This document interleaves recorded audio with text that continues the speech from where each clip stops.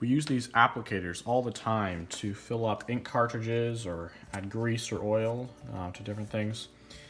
But sometimes you have the problem where the rubber stopper comes off, and you can put it back on, but normally after it comes off the first time, it'll come off more frequently. So we found a way to glue it back on where it keeps the seal and stays as long as we found forever.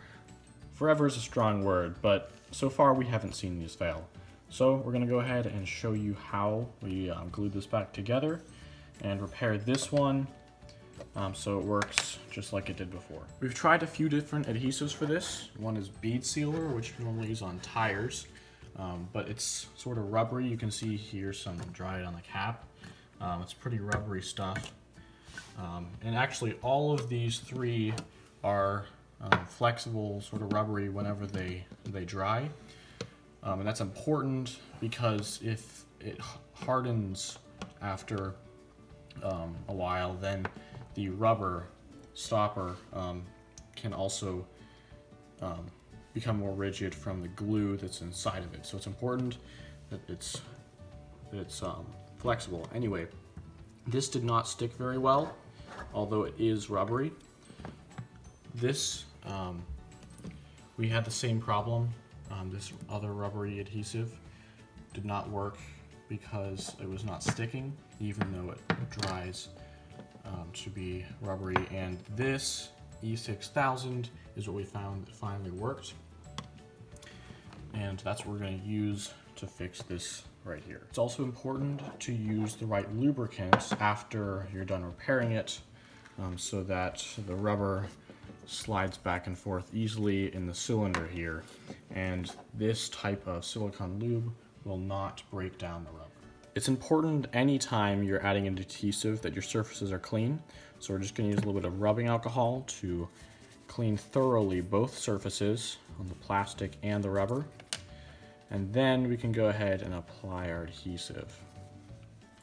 So this adhesive should be applied evenly as possible around both halves here on the plastic, and then get into all the tight spaces in the rubber.